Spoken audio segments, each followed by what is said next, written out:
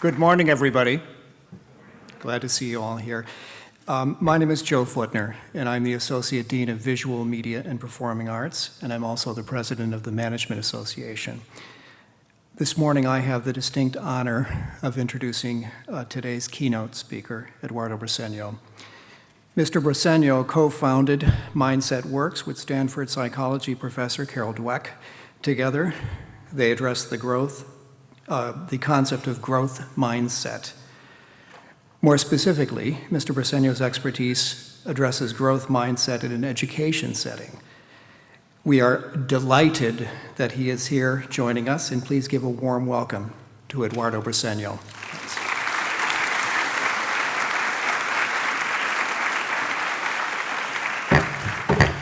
Thank you.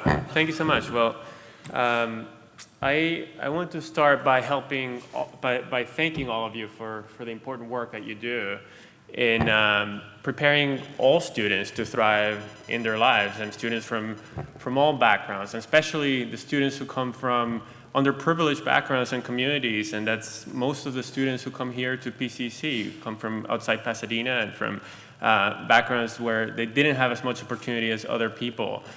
We heard it was so great to see the videos, and I look forward to hearing the conversations later to kind of listen again to what the students are saying and reflect on what can we do to improve and to continue to improve. And congratulations on all the progress you've made and all the results you're showing, and then how can we further improve so we create the conditions for students to develop important competencies to thrive in their lives, both professionally and personally. And I know you're doing great work, and it takes a lot of commitment and hard work, so thank you for what you're doing.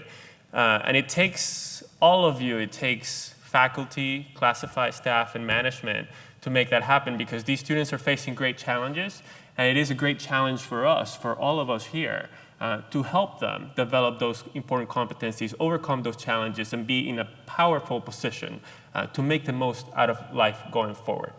It takes a lot of hard work. Thank you for what you do. One thing that the students have going for them is that they're here. They enrolled, they're showing up, and now they have the opportunity, and you have the opportunity to create the conditions for them to make the most out of that opportunity of their being here. So what we'll talk about today is the growth mindset, and at a high level, that is about developing motivated and effective learners. Both the students, developing them as motivated and effective learners, as well as ourselves adults. How can we continue to develop as stronger, motivated, and effective learners so we can continue to improve ourselves in everything that we do and in creating those conditions for students to thrive? And for students, this is critical for them, for one thing, because they need to be motivated and effective learners to learn any skill, whatever it is that they're learning in our classes. If they're actively engaged, they're thinking deeply, they're asking questions, they're figuring out where they're confused, they're showing up, they're doing their homework, and they're working really hard while they're tackling all these other challenges that we heard about, that's going to enable them to succeed in our classes. Second, so they'll need that to succeed here at PCC. They'll also need that to succeed outside of PCC to overcome all those other challenges, to figure out how can I become better at navigating life and figuring out how to better navigate all these other challenges that I'm facing.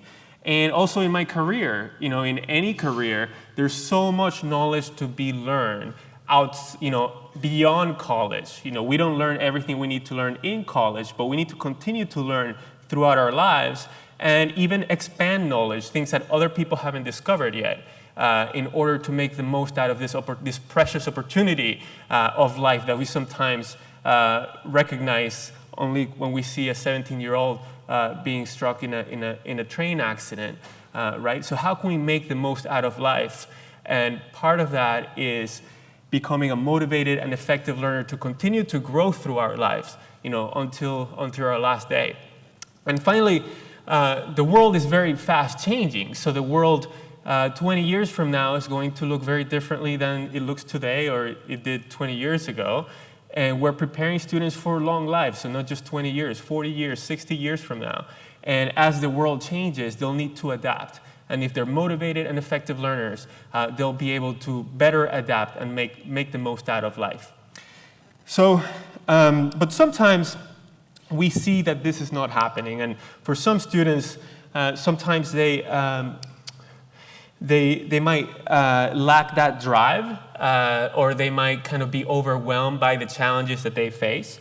They may not fully engage in learning tasks, so we might kind of assign homework or activities or do activities in the classroom, and they might not be fully engaged.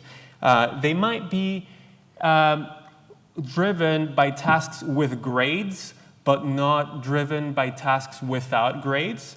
And often in a lot of things in life, there are no grades. So if they're really going to make the most out of life professionally and personally, we want them to develop an intrinsic motivation to grow themselves, regardless of whether there's a grade or not attached to things. They might be very comfortable when things are easy for them, but they might get overwhelmed when things are challenging, when things get hard. And they might not kind of develop important competencies that we know will help them navigate life. And some of them, in fact, a lot of them, drop out. And we see this, they don't complete, they don't achieve their goals. And so how can we as adults develop stronger conditions for all of them to thrive and all students from all backgrounds? Similarly, for adults, sometimes we adults don't fully engage in ongoing professional development, whether formal like today or informal on a daily basis, to continue to improve our craft and our practice. We might engage when things are easy, but disengage when things get hard. If we are trying really hard, maybe year after year, and we're not meeting some students, we're not finding ways for some students to succeed, we might sometimes give up and say, maybe this is not possible, or maybe these students can't learn. And so we need to be honest with ourselves. Are we continuing to struggle and take on those challenges like those students that we heard about in order to figure out what can I do differently so that I can help all students succeed? We might be uncomfortable with soliciting, giving and receiving feedback from our peers. Our peers know a lot, and we also know a lot that we can give to them. So are we learning from one another? Are we saying, hey, I want to get better at this. Do you have any ideas on how I could get better at that? Would you come into my classroom and give me feedback? Could I observe you, right? We might kind of give up sometimes, shy away from challenge or change. And sometimes, yes, as I heard, PCC is facing some challenges right now and need for change. Are we going kind of to lean in and make most of that challenge so that it makes us stronger? Or are we kind of disengaged and feel helpless? Or we might kind of sometimes become complacent and say, this is the way it is and there's not much that I can do about it. So I invite you to take a moment to reflect. Do you care about this inner drive, this motivation to learn and improve, whether it is in students or in adults or both? Is that something that you think is important? And also, what specific challenges do you face and do you see in your life and in your work and in your context in students and in adults? When is it that sometimes people are not as motivated to continue to improve themselves and to learn, whether the students or as adults? And so if you identify some of those challenges that you personally face, then you'll make the most out of today and of this time together, because then you'll be contextualizing what you're hearing or what you're thinking about to specific things that you can do. Okay, so a key driver of this kind of motivation and effectiveness as learners is what you've heard of that is called a growth mindset. And the growth mindset was discovered by Stanford professor Carol Dweck. She's my colleague. She wrote this book called Mindset that is a resource that if you want to learn more about this, that is one of the options that you have is this book going forward. There's also a list of resources at the end of the slides. Another resource is the slides. If you want the slides, just email me. My email address is at the end of the deck, or email one of the Flex Days organizers, and they'll be happy to send you the slides. So Carol wrote this book, Mindset. Who has read or is reading Mindset right now? So a few of you. Okay, great. So what Carol Dweck discovered is that we all have a worldview that she called a fixed mindset or a growth mindset about different things. And a fixed mindset is seeing intelligence or any ability as a fixed trait, while a growth mindset is seeing intelligence or any abilities as something that can be developed over time.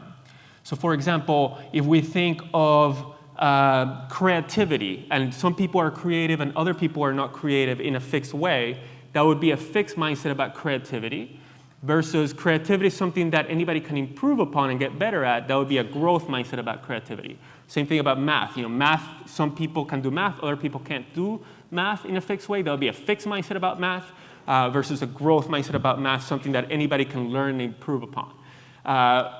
Talking to other people or making people laugh. If some people are funny and other people are not funny, that would be a fixed mindset about the ability to be humorous versus a growth mindset is something that you see as a craft, something that you can improve. And intelligence is an ability, is our ability to think. And if you think some people are intelligent and other people are not, and that's fixed in them, that would be a fixed mindset about intelligence. Or anybody can learn to think better and become better at thinking. And intelligence is something that can be developed. That would be a growth mindset about intelligence. And the reason that this is important is that this belief, this very specific belief, leads people to behave very differently. And as a result of that different behavior, it leads them to grow and to learn very differently and to achieve different results. And I'll go through some of that research. But before, let me kind of give you a little idea of what does it mean for intelligence to be malleable, for us to be able to change intelligence. Well, one way to think about that, one way that we teach people that intelligence is malleable, is to think and to study neuroscience and how the brain works. And so the brain works through connections of neurons, and when those neurons fire synapses between each other, that creates thought, that creates thinking. And when we work hard and we're thinking hard and we're pushing ourselves to figure out where we're confused and how to connect new knowledge to prior knowledge, we're physically connecting new neurons together.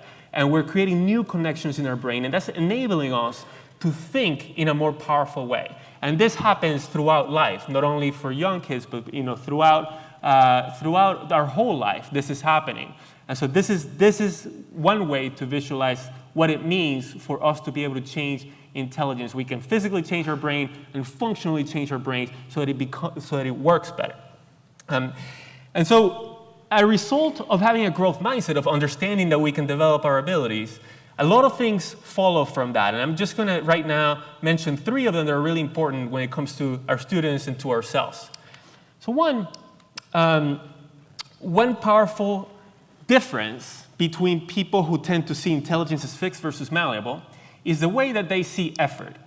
So people who have a fixed mindset, who hold a fixed mindset, tend to see effort as something that's negative, something that only the incapable people need to put effort into things. The highly capable people can do things easily. And so when they have to work hard, it makes them feel badly about themselves because they feel incapable. Versus people with a growth mindset understand that we can all benefit from effective effort, and that the people who reach the highest levels in their fields, they worked really hard to get there, and they continue to work really hard to continue to expand their capabilities. So they want to be putting effort into things. They want to be engaged rather than kind of doing the things that are easy for them that don't involve any effort. Second, the people who have a fixed mindset are most interested in looking smart and highly capable in front of other people. That's what they're most interested in. So as a result of that, they don't take on challenges. They're not looking for challenges. They're looking to do the things they already know how to do and they're very comfortable with, and that they can do easily, quickly, without effort, and perfectly. And then other people tell them how smart they are because they do these things really quickly and perfectly without mistakes, and that's what makes them feel good about themselves. Versus the people who see intelligence as something that can grow, they can become bored if they're just doing the things they already know what to do, how to do. And sometimes if we're not challenging students who have a growth mindset, they can be unmotivated because they already know this stuff. It's a waste of their time. So they can be disengaged if we're not challenging them, if they have a growth mindset. They want to be kind of growing themselves and challenging themselves and improving themselves. And finally, when they face challenges or setbacks or make mistakes, people with a fixed mindset feel helpless because they see it as evidence that they are incapable. They don't have the capability needed to overcome the task at hand. And so they disengage. They say, I don't have what it takes. If things get really hard, I'm just going to go, math is not for me. I'm going to go do something else. Or college is not for me. Or whatever it is, it's not for me. I'm going to go do something else. Versus people with a growth mindset understand that if we're learning something new, and if we're challenging ourselves with something that we don't already know, that means we're going to be making mistakes. We're going to have setbacks. That's part of the learning process. So they persevere, and they try different strategies. They ask for help. They figure out how to change things so that they can overcome those challenges at their zone of proximal development. So an example of a growth mindset in a person, just to add a little bit of concreteness, might be Albert Einstein, who most of society thinks of in a fixed way. Like, we kind of tend to think of him as a genius, as this person who is highly intelligent and that is fixed in him. But actually, he was considered a mediocre student in school. And in his own words, he says, it's not that I'm so smart, it's just that I stay with the problem longer. So he saw his own ability to think not as something that was fixed in him, but as something that was a result of his process, his behavior. And through his behavior, he could come to think better and to solve problems better. And that's what a growth mindset is about. So let me share some reasons. So one of the reasons that the growth mindset is so powerful is that it increases achievement. It increases learning. And I'll share with you some sample research on that to show you kind of how we know this. So in one of the early research studies, Carol Dweck and Lisa Blackwell, so some researchers, went into 7th grade classrooms. I'll talk about college later. But they had students fill out a simple multiple choice survey that had questions like this. Your intelligence is something you can't change very much. And so students would fill out the bubble that says, I disagree, or I agree strongly, or I disagree strongly with each one of these questions. So you can learn new things, but you can't really change your basic intelligence. So if they agree with that, would that be a sign of a fixed mindset or a growth mindset? If they agree with that, that would be a sign of a fixed mindset. You can learn new things, but you can't really change your basic intelligence. If they agreed with that, that would be a sign of a fixed mindset, which is what the researchers were trying to do. They were trying to measure the students' mindsets about intelligence. They weren't trying to change their mindset or do anything else. So the students filled out the survey. The researchers went back to the universities, and they categorized the students from a fixed mindset to a growth mindset spectrum. Just in their offices, they didn't tell anybody any of these results. And they just saw what happened over the next 2 years, 7th grade and 8th grade. And what they observed is that the students who had filled out that survey from a growth mindset standpoint had higher grades, and they continued to increase their grades over 7th grade and 8th grade, versus the students who had a fixed mindset about intelligence, they had lower grades and their grades declined over time. So a growth mindset, the students with a growth mindset had higher achievement than the students with a fixed mindset. Now, Carol Dweck and a lot of other researchers and psychologists have continued to research this with a lot of people, not just students. And it is a human phenomenon, mindset. This view of intelligence or abilities is something that is true in all of us, and we all have fixed mindsets about certain things and growth mindsets about others. And we can shift our mindsets from one to the other. And we see the same ramifications of our mindset in our behavior and our performance. And I'll share a couple more studies on that. But so one area that has been researched is academics, from students as young as 1 to 3-year-olds to students in college and adult students. We see the same results that we just talked about. People in sports, where when people think that athleticism is something that is fixed in people, they perform lower than when they see their ability to play sports as something that they can control and build over time. Health, when people see their ability to be healthy as something that they can change, they become healthier. Even relationships. When people think that other people can change, including themselves, they develop more positive relationships with others, and there's a couple of reasons for that. One of them is that when there's conflict between people, people come to other people saying, what can I learn that this other person thinks about that I don't know about, that is different, kind of what has been different in our backgrounds that have led us to think differently before, and how can we learn more about each other, and how can we find a common ground so that we can work better together? So how can we change both of us so that we can have a positive relationship? And so they engage in conflict resolution and they develop closer and longer lasting relationships and more collaboration as a result of that. And another example that I'll give a couple examples on in research is the workplace. When they look at skills or competencies that are needed in the workplace, people who have a growth mindset about those competencies perform better in those competencies than people with a growth mindset. So I'll give a couple examples in academics first, just to add to the one that I already gave. One was done in Chile with a standardized test that all sophomores in Chile take. And this study was done, it was a similar survey to the one that I described. Students took this survey and then they took this standardized assessment, which was a reading assessment. And it was 150,000 participants almost. And what they showed is that the students who had answered that survey with a growth mindset, they were 3 times more likely to be in the top 5th of readers than students who had a fixed mindset about intelligence. And they also found that students who had a fixed mindset were 4 times more likely to be in the bottom 5th of readers, according to this standardized test. So very similar results to what we just observed. In college, students who believe that math ability can be developed, so who have a growth mindset about math, have higher entering math ability, and they improve their math ability in college more than students who see math as something that is fixed in people. And college students who believe that intelligence can be developed complete more credits per term. And this is predictive of college graduation and completion. So they persevere more, they complete more credits per term when they see intelligence as something they can change and they can develop their own intelligence and become smarter. So a growth mindset is not just about academics, as I mentioned.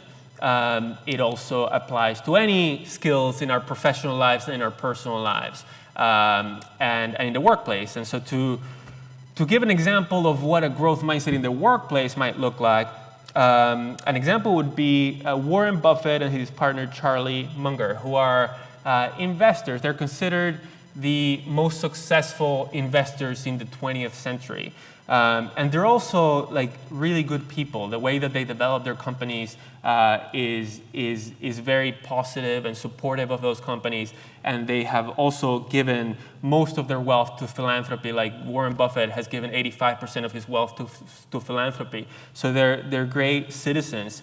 And to share a couple of quotes from them, Charlie Munger says, "Warren Buffett has become a lot better investor since the day I met him, and so have I." So he's saying he sees intelligence as something that is not fixed, investment skills as something that is not fixed in people, but something that they develop over time. Warren Buffett has become a lot better investor since the day I met him, and so have I.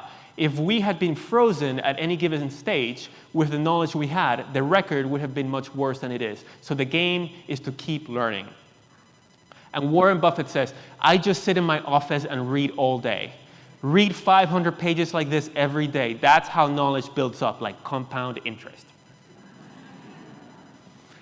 So a lot of people think of them, these people are geniuses. They're just amazing investors, and wow, they were born this way. That's not how they see it. They see it like Einstein see it, as a skill that they develop over time. That's a growth mindset about investment skills. They might have a fixed mindset about other things, but at investment skills, they have a growth mindset. So to give a couple of examples, other examples in the workplace in the research, one of them would be negotiation skills. Again, just to take an example. So people who think that good negotiators are made rather than born, that is, who have a growth mindset about negotiation skills, they persevere in tough negotiations. They create, as a result of that, they create more collective value, so they expand the size of the pie. So that means that they find things that they can give that they don't care that much about, that the other person cares more about, in exchange for things that the other person doesn't care that much about, that they care a lot about. So they expand the size of the pie. And when they're negotiating with somebody with a fixed mindset, they also capture more of the pie. They capture 65% of the pie versus 35% of the pie for somebody who thinks that good negotiators are born. Who would do the 35%. Similarly, with management skills.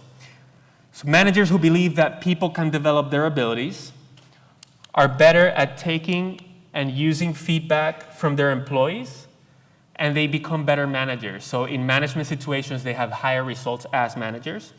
They notice and appreciate growth in employees more And as a result, they provide more accurate performance feedback. So rather than think of people as A players and C players in a fixed way, this person is a really poor faculty member, or this person can't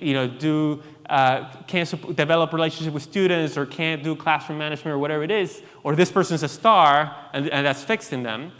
These people actually perceive things more accurately. And when people change, when the C player develops abilities, they become more aware of that. Or when the A player starts having challenges and doesn't show up to work, they see that more accurately, and they give more accurate performance appraisals as a result of that. And as a result of all that, they're better at coaching their employees and giving them constructive feedback that they can learn from. And as a result, their employees grow more and they achieve higher results as a team. And finally, as an example, with leadership skills, people who believe that leaders are made, so who have a growth mindset about leadership skills, they have higher confidence in their own ability to lead. In leadership situations, they have higher confidence. They experience lower anxiety and depression-like symptoms when they're leading, and they have higher performance in those leadership situations as well. So wherever we look, whether it is kids or adults, when people have a growth mindset, they behave in learning-oriented ways and they achieve higher results. Now, we'll also talk about research that shows something really exciting, which is that we can shift mindsets. We can grow, we can develop growth mindsets ourselves, and we can help students develop a growth mindset. So we'll talk about how to do that. But first, one thing that we've noticed, it helps people understand mindsets more deeply and be in a better position to develop mindsets, is to look within us, and especially to identify fixed mindset tendencies in ourselves, which we all tend to have.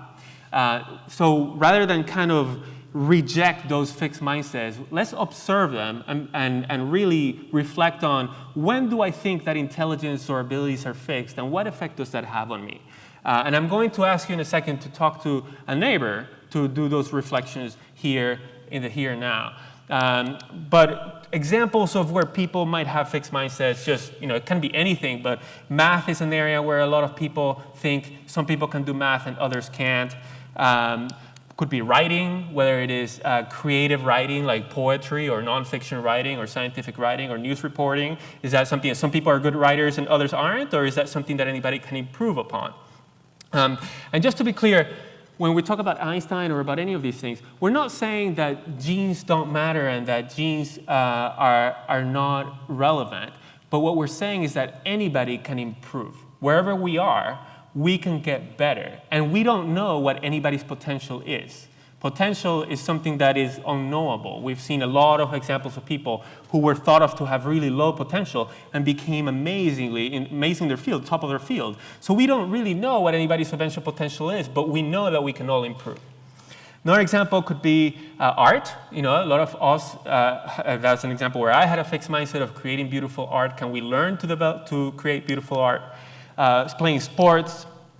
Having difficult conversations. Sometimes there are things that we want to say to others, where it is colleagues or loved ones or friends that are difficult to say. And is that something that we see is a fixed ability, or can we actually get better at having these difficult conversations in a successful way? Do we have a fixed mindset or a growth mindset about the ability to have difficult conversations?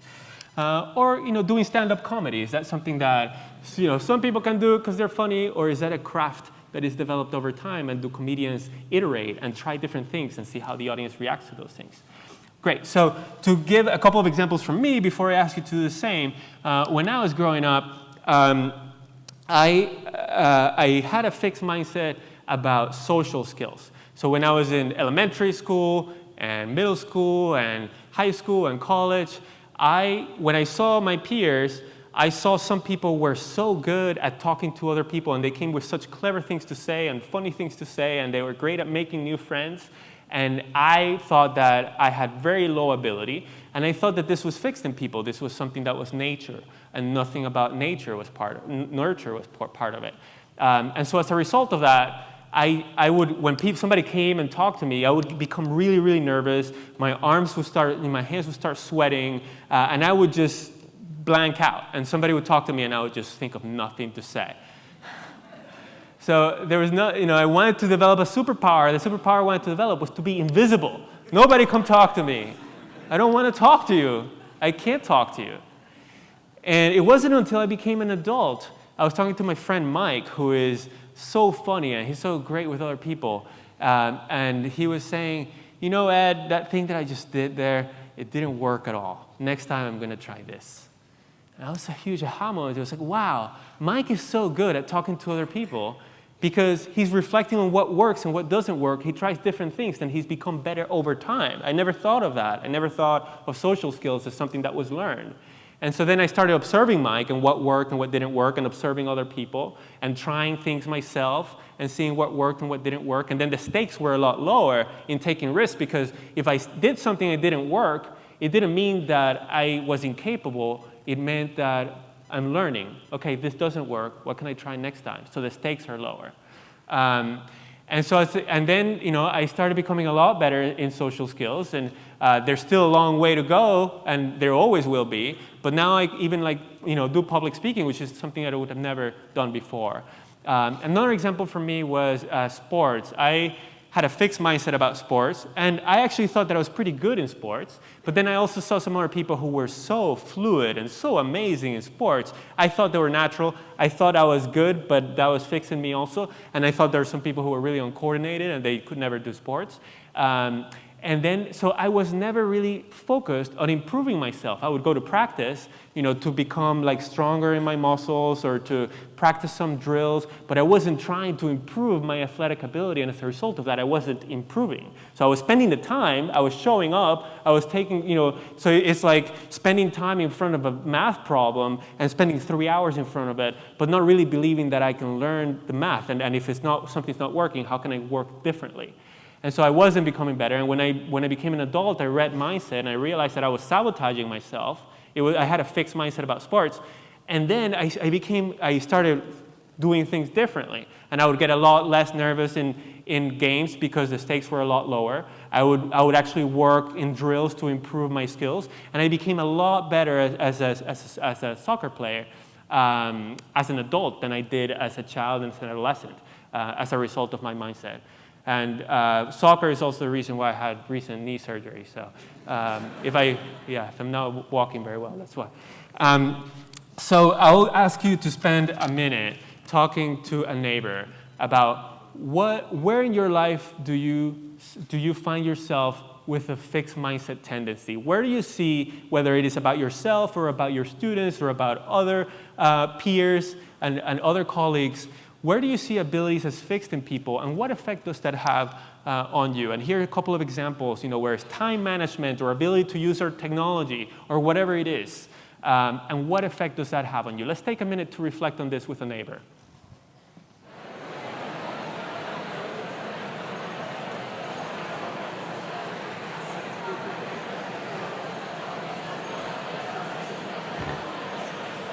All right, great, thank you. Thank you for engaging in that. Sometimes talking about fixed mindsets is not something that is the first thing we do. It's a little kind of deeper in a conversation, but when we make ourselves vulnerable, we develop closer relationships with other people, and we position ourselves to better support one another in fostering growth mindset. So one other piece of research on the effects of mindset that I wanted to share is on the growth mindset enhancing human relationships. And when people learn that people can change, or groups can change, or abilities can change, when people develop a growth mindset, they see others as sources of learning rather than as threats. So if somebody's highly capable, they see them as somebody they can learn from, not as evidence that they are incapable and somebody who is an enemy. They also see wrongdoing as situational. Sometimes, people do things, whether it's like bullying or politics, that kind of hurt one another. And people tend to see those things as situational, things that can change. And it's about where the situation that the other person's in and the motivations that they have. And both the situation can change and their motivations can change. And as a result of that, they engage in more constructive conflict resolution, as I mentioned before, and a greater willingness to engage, to listen to each other, to compromise, and to share information. So as a result of this, people with a growth mindset are more collaborative, and they have more positive relationships with their colleagues and with their loved ones. I want you to take a moment to think about, in your own words, what is the growth mindset? We've been talking a lot about it. What is the growth mindset? Just take a moment to, in a short sentence, clarify in your mind, what is the growth mindset? And what we see is there's a lot of confusion about what the growth mindset is. So the growth mindset is not having high expectations, is not seeing effort as something that is good, is not challenging oneself, it is not persevering and not giving up. It is not any of those things. So growth mindset is the understanding that we can develop our abilities. And when it comes to us, that is either whether it's our own ability as adults to teach and to manage people and to create the conditions for students to thrive, or about our students' abilities, whether they can learn what they need to learn and develop the competencies that are going to enable them to succeed in life. And the reason that this distinction is important, which is, a lot of people are often confused about this distinction, is that it is the belief, the understanding that we can develop our abilities. That belief leads to the behaviors, and the behaviors lead to the results. So we know, and we've known for decades, for our whole lives, that persevering is a good thing, that putting effort into things is a good thing. But often when we don't see those things happening, we might just kind of tell students to do that, to do their homework, or to show up, or to persevere. And what research shows is that trying to directly change those behaviors is not bad, it's just incomplete. We also have to figure out, how do we shift the underlying understanding of the nature of intelligence and abilities so that then we can be successful in shifting those behaviors. So if you look at this handout that you all have in your folders, the diagram on the left, these are all things that we want to do and we've been wanting to do for a very long time. What I want you to make note of is that the thing that's at the top, which is the growth mindset, that means that you believe that intelligence or other abilities can be developed. That enables the other pieces of the puzzle. And working on all the pieces is important. But you have to be mindful that to make sure that you're working on that piece and that you don't forget working on that piece also. And sometimes it's easy to forget because it's a belief. It's not as visible to us. And so, but we have to understand that it is this belief that is affecting the other behaviors. Great. So the good news is that mindsets are malleable and we can change mindsets. Not only can our mindsets really powerful, but we can develop growth mindsets in ourselves and in our students. And I'll share a couple of research studies on that. And I'll share a couple of research studies in two parts. One is explicitly teaching that intelligence and abilities are malleable.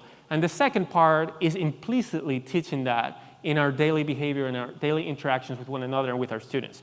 So in terms of explicit learning, one way that researchers did this is they created a workshop where this one was for 7th graders. There's also done workshops in college, which just like this one. But in this workshop, students learned that intelligence can be developed. They learned neuroscience. So they learned things like, for example, that if you look at the brains of cab drivers in London, before they become cab drivers, they look like brains of anybody else. But as part of becoming cab drivers, they have to work really hard to take a really hard exam to memorize the street names and where they are in London. And that is really complicated. So they have to put a lot of mental effort into remembering all these street names and where they are. And as a result of that, when you look at their brains, the hippocampus becomes bigger, physically bigger. And they become better in recalling things and memorizing things, and they become smarter as a result of this. They also learned similarly that rats, if you put rats in a stimulating environment with colors and smells and tastes and other rats, their brains become denser than rats who are in boring cages that are just empty. And so they learned that we can change our brain and we can change our brain physically and functionally. And they also learned effective study skills. And there was another workshop that was a comparison workshop where the students just learned the effective study skills part, and they learned the parts of the brain, but they didn't learn that the brain can change. And teachers, these students' teachers, didn't know that there were two versions of the workshop. They just knew the students were going to this workshop and coming back to their classroom. And the researchers asked the teachers at the end to identify students who had had a transformational change in motivation as a result of the workshop, who were raising their hands, doing their homework, showing up. And the teachers identified 3 times as many students in the growth mindset version of the workshop than in the control group version of the workshop. So this change in behavior was very visible to teachers. And as a result of that different behavior, the students in the growth mindset version of the workshop turned around their grades. Their math grades were, for everybody, were declining over time. And those who learned that they could improve their abilities started studying and behaving differently and seeing results and increasing their grades over time. So we see that was in math. We did see the same results in reading with a program. With this workshop, we turned into a curriculum called Brainology, which we see the same results on math and science also. And when in all these studies, we see that mindset is beneficial for everybody, but it's most beneficial for students who face negative stereotypes, such as minorities, students of color, and females in math and science and STEM. And so, for example, in a study that was done with 7th graders, when students learned that they could change their intelligence, everybody did better from the control group to the growth mindset group. Everybody increased their grades, but the gap between females and males decreased in math. So the females had more to gain than the males, and the achievement gap decreased. Similarly, that was an intervention in college where when students learned that they could change their own intelligence, everybody benefited, but the African-American students benefited the most, and as a result of that, the achievement gap decreased. So this is an issue of equity, and the reason that this happens is that negative stereotypes are real. They're present. They're real in the people who face negative stereotypes and in everybody around them.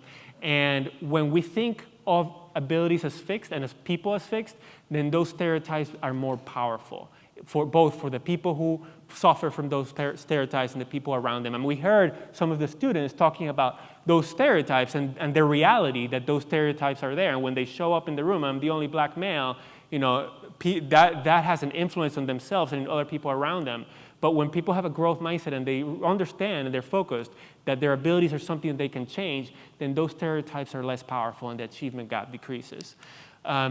There's also there's a literature review. You can download it from the web if you're interested, that summarizes some of these studies that show that working on a growth mindset decreases the achievement gap. There's also been research in the workplace that has looked at different professions and surveyed people in different professions to see whether they think that their profession requires innate skills or skills that are developed over time. And so they create an index, fixed mindset versus growth mindset index in each profession, say molecular biology.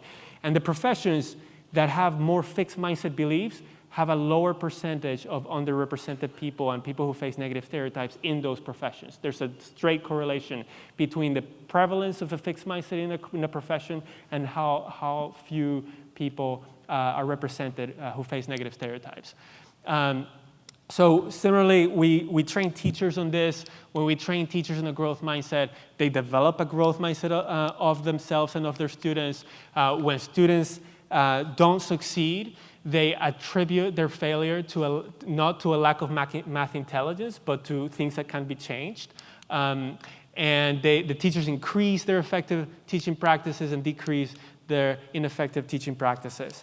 So those are kind of efforts to deliberately teach people about the nature of intelligence and abilities, because there's a lot of fixed mindset out there, as we just explored in ourselves.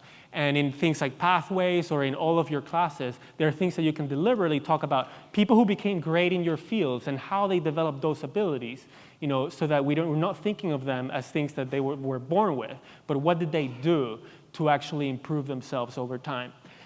So aside from that explicit learning, there's things that we can do on a daily basis to foster a growth mindset or a fixed mindset in ourselves and in our students.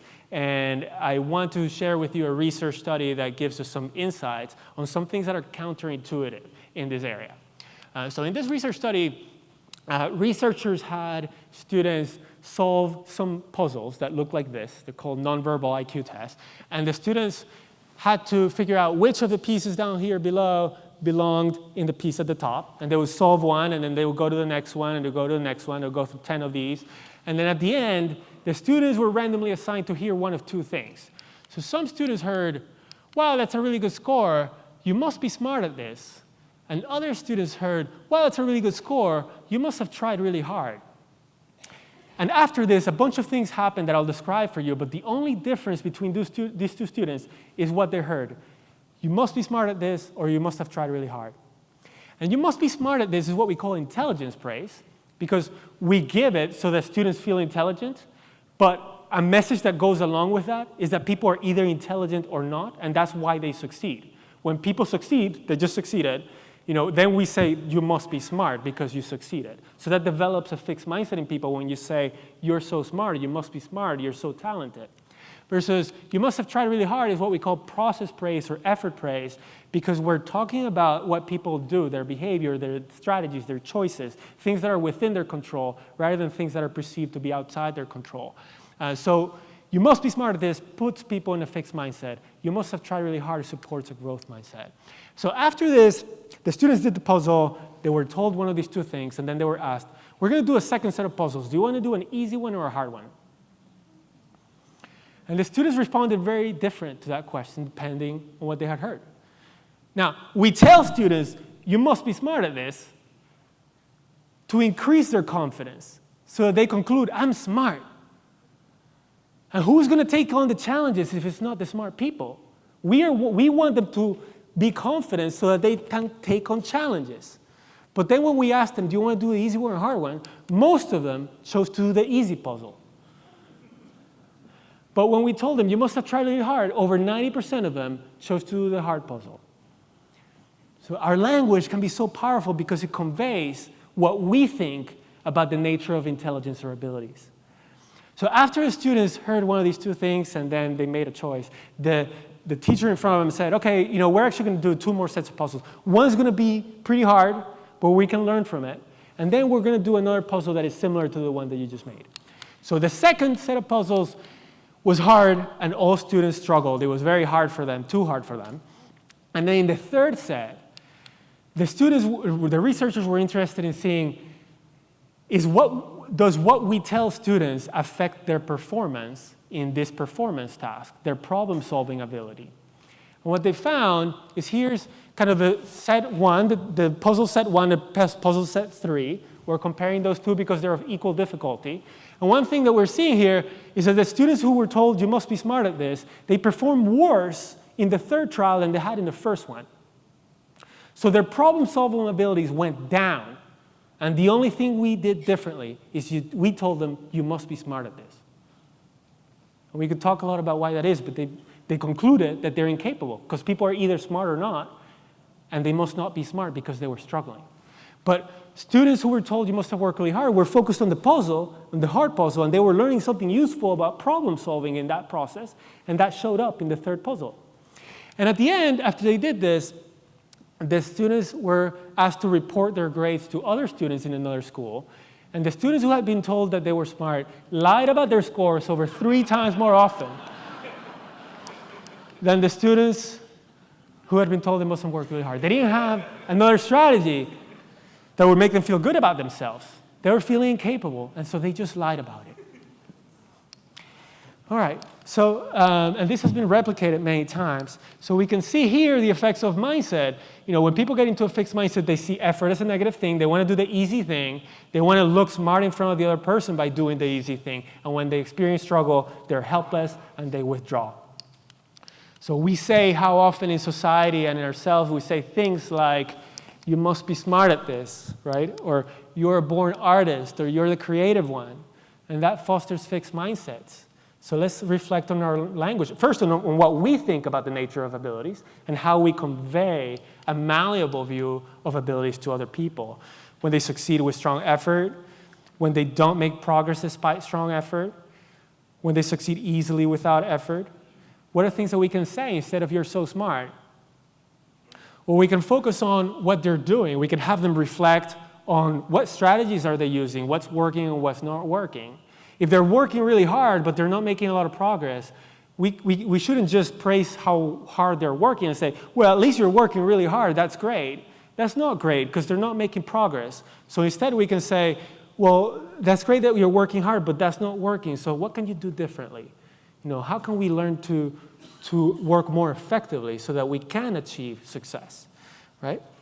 And most important is to model lifelong learning as adults. Because if they don't see us as being learners and improving ourselves throughout life, then why should they? Why should they do as we say and not as we do? We think it's important for us, adults, whether we're faculty or classified staff or management, to be kind of the master learners and to be model learners and to help students develop as learners. And for all of us to be doing that. And that's important for students to see that the world is a world composed of learners, and it involves lifelong learning, and we're just not saying that, we're doing that. And for us as teachers, it involves the belief that we can always improve our ability to help students succeed, whether it is faculty, classified staff, or management. And as a result of that, when we have the belief, we observe other people who are succeeding, we give and receive feedback with one another, we experiment, and as a result of that, we get better. And when we're feeling helpless and we're trying to do things that are not working, remember to just add the word yet at the end. I can't succeed with these students. I don't think there's a way yet. And that puts us from a fixed mindset to a growth mindset. So in growth mindset organizations, we adults model learning, and that means asking questions, not just having all the answers. If we can't become vulnerable in front of students and we say, we know it all, are we really modeling being learners? Or are we saying, I don't know, let's figure that out together. What do you think? Having and sharing learning goals, what do you want to become better at? And are you talking to your peers and your students about that and getting their support, such as soliciting, receiving, and giving feedback from peers and from students? Learning from mistakes and sharing lesson learned. I made this mistake the other day. This is what I learned from it. You're modeling being a learner. Making the learning process visible. How do you learn? And how do you make that visible to students so that they learn how to learn? In growth mindset organizations, all structures support learning. So the way we do assessments, the way we frame lessons, the way that we show progress, not just give like a stamp of you're an A student or a C student. The language that we use, the teaching of the malleability of intelligence, the teaching of effective learning practices. These are all things we can do more deliberately to help students develop as people who are learners and grow themselves throughout life. And in growth mindset organizations, results matter. We're not doing this to help people feel good about themselves. We're doing this because a growth mindset helps them be more successful and thrive in life. So if we're not making progress and students are not making progress, something needs to change. And actual learning and actual progress is important. So why do this? Why is this important? We can develop in students kind of basic skills like reading and math.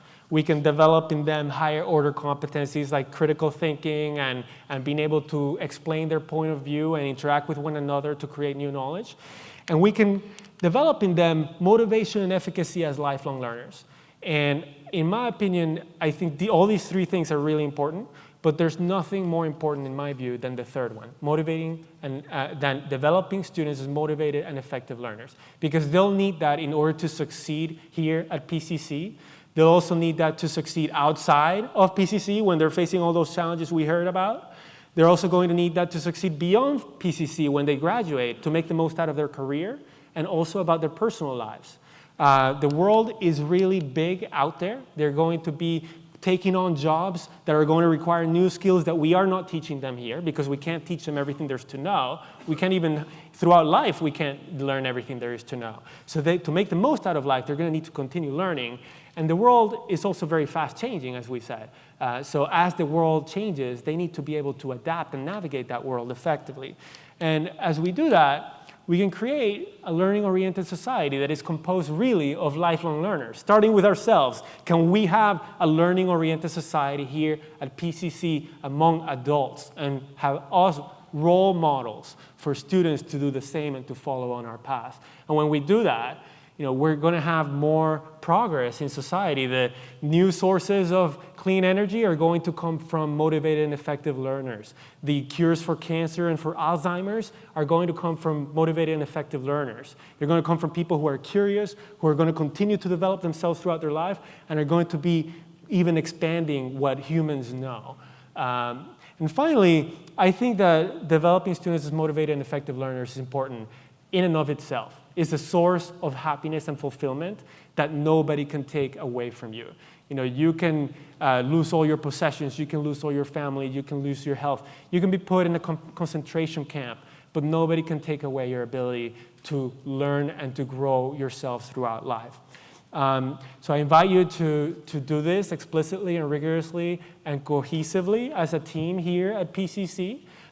Some resources to help you in that. Again, you can have these slides. There's my email address, or you can ask the Flex Day leadership for these slides. There's the book by Carol Dweck. I gave a 10-minute TEDx talk that is a way to expose students or others to the growth mindset. And we have a lot of resources on our website, including a free newsletter. So key takeaways, developing motivated and effective lifelong learners is the most important thing that we can do, in my opinion and in our opinion at Mindset Works. Second, there's now a significant body of knowledge showing how to do this rigorously and systematically. So we've talked about lifelong learning for a long time. We put it in our mission statements. But now we can be deliberate and we can see that there are things that we sometimes do, like telling people that they're smart, that are not serving that need. So how can we dive into this body that works so that we're doing it rigorously to develop ourselves and our students as motivated and effective learners? And in order to do that, we can teach that abilities can be developed, teach effective learning strategies, and model lifelong learning ourselves. So I invite you to think about, through this session, was there something that touched your heart, including the student videos, and through everything we've done so far, and there's a lot left to the day, and I look forward to it. In terms of your head, is there anything that you learned? And think about your hands, is there anything that you'll do about it? Thank you so much for your important work in creating life opportunities for the students who you serve. Thank you, it takes a lot of hard work, and I really appreciate it.